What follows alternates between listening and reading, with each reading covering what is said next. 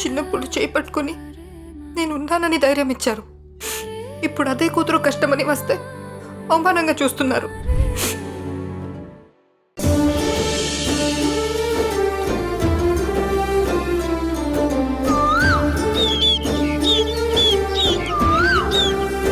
ఈ కేసులో కావాలని తప్పుడు సాక్ష్యాలను సేకరించి న్యాయస్థానాన్ని తప్పుదోవ పట్టించినందుకు గాను ఐపీసీ సెక్షన్ 193, 211, 218 క్రింద ఎస్ఐ సారథి మునీంద్రను అతని సర్వీస్ బర్తరఫ్ చేస్తూ ఉత్తర్వులు జారీ చేయడమైనది.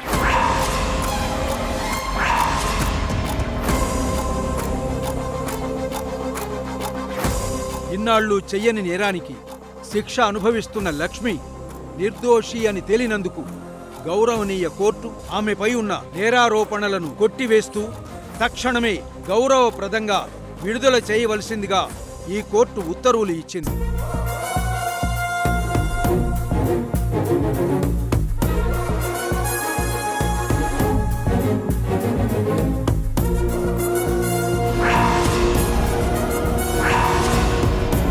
ఇద్దరు వ్యక్తులను క్రూరంగా హత్య చేయడమే కాకుండా ఆ నేరాన్ని అమాయకురాలైన లక్ష్మిపైన మోపినందుకు గాను వర్షను ప్రధాన దోషిగా కోర్టు పరిగణించింది. ఐపీసీ సెక్షన్ 302, 201 ప్రకారం ఈ సెషన్స్ కోర్టు వర్షకు మరణశిక్షను ఖరారు చేసింది.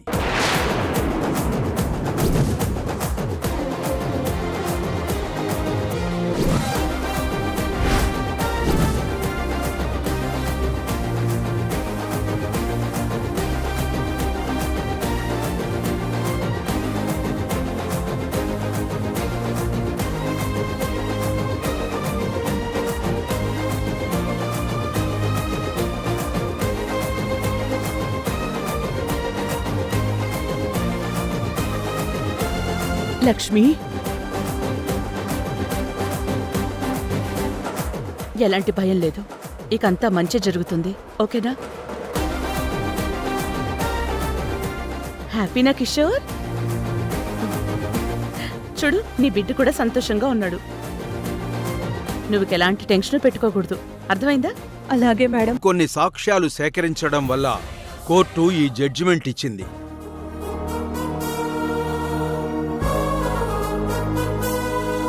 ఇది రాణమ్మ గారి జడ్జిమెంట్ కాపీ.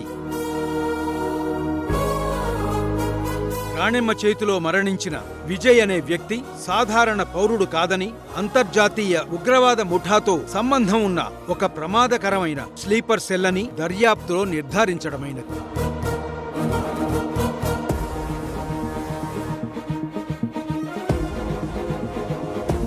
నిందితుడు విజయ్ ఆ రోజు వివాహ వేడుకలో ఎంతో మంది ప్రాణాలు తీయడమే లక్ష్యంగా పెట్టుకొని ఎంతో శక్తివంతమైన పేలుడు పదార్థాలను అమర్చినట్లు ఆధారాలతో సహా రుజువైనది.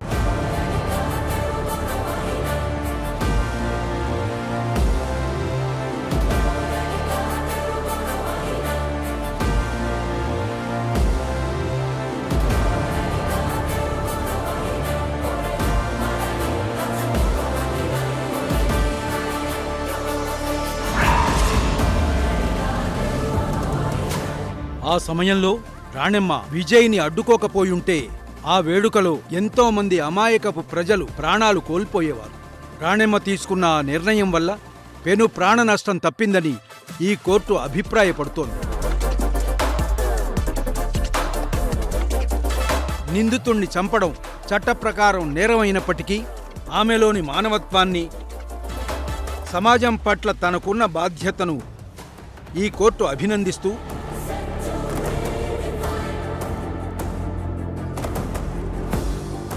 IPC section 96, 106 right of preventive డిఫెన్స్ని రాణిమపై మోపబడ్డ హత్య కేసుని కొట్టివేస్తూ నిర్దోషిగా తక్షణమే విడుదల చేయవలసిందిగా ఉత్తర్వులు జారీ చేయడమైనది.